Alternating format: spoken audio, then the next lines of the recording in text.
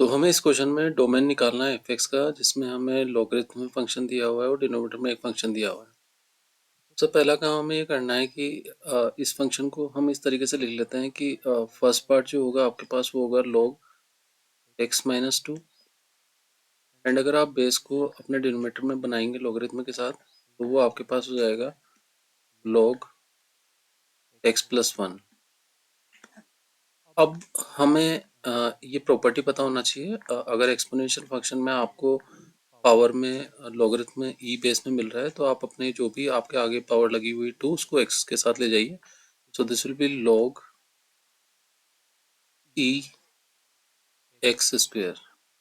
तो ये यहाँ पे जो आपका बाकी पार्ट बचा हुआ है दैट इज -2x एंड साथ में -3 हमने नेगेटिव से मल्टीप्लाई कर दिया, तो ये e इस लॉगरिथम को कैंसिल कर देगा। तो जो फाइनल हम जिस फंक्शन के ऊपर काम करेंगे that will be log x-2 and this will be log x+1 and साथ में इस फंक्शन को लिखेंगे आप x² -2x -3। अब हम अपने डोमेन में काम करेंगे और डोमेन में काम करने के बाद हम उनका इंटरसेक्शन निकाल लेंगे, जो भी जितने भी पार्ट्स हमारे पास आ रहे हैं। तो फर्स्ट पार्ट जिसके ऊपर हम बात कर रहे हैं वो न्यूमरेटर वाले पार्ट की बात कर लेते हैं कि यहाँ पे जो x-2 का जो वैल्यू है that will be greater than 0। तो हम यहाँ से बोल सकते हैं कि x की वैल्यू ग्रेटर देन 2 आएगी आपके पास। सेकेंड हम x+1 के बारे में बोल देते हैं, बिकॉज वो भी लॉगरिथम के साथ लिखा हुआ है तो x+1 का जो वैल्यू है that will be greater than 0। And इसके साथ हमें एक और प्रॉपर्टी लेके चलना पड़ेगा कि x+1 की वैल्यू वो 1 के इक्वल भी नहीं होनी चाहिए, क्योंकि अगर वो 1 के इक्वल हो गया तो वो log 1 0 हो जाएगा और वो log 0 नॉट डिफाइंड की तरफ हमें ले जाएगा, तो हमें वो वाला पार्ट भी नहीं लेना है उसका।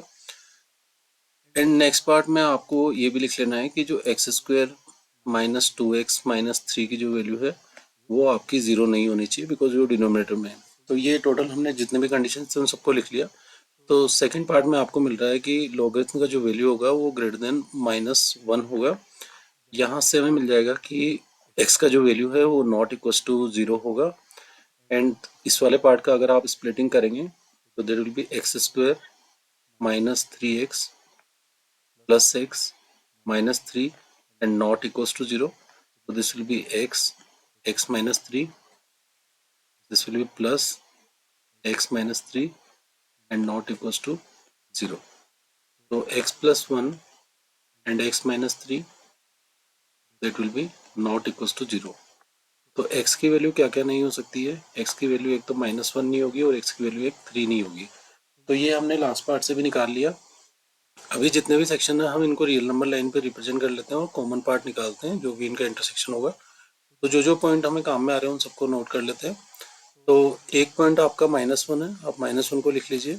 एक पार्ट आपका 0 है, वो भी आपने रियल नंबर लाइन पे लिख लिया। एक पार्ट आपका 2 है, वो भी आपने लिख लिया। और एक पार्ट आपके पास 3 है, वो भी आपने लिख लिया। जो जो हमें इंक्लूड नहीं करने हैं उनको हम यहाँ पे क्रॉस लगा लेते हैं। ये भी हम इंक्लूड नहीं करेंगे। -1 को भी आप इंक्लूड नहीं करोगे क्वाड्रेटिक से, और 3 को भी आप इंक्लूड नहीं करेंगे। ये वाला पार्ट आपको इंक्लूड नहीं करना है।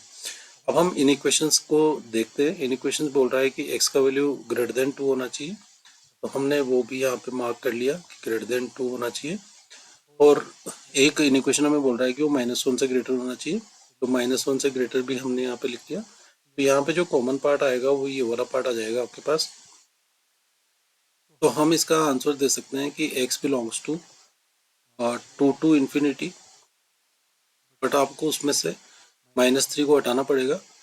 -3 को हटाना पड़ेगा तो हमें उसको -3 को +3 को हटाना पड़ेगा। तो 3 को आप यहाँ से हटा देंगे तो आपका जो करेक्ट आंसर हो जाएगा that will be fourth option. तो आप फोर्थ ऑप्शन को मार्क कर लेंगे। इस तरीके से आप इजीली इस क्वेश्चन को सोल्व कर सकते हैं।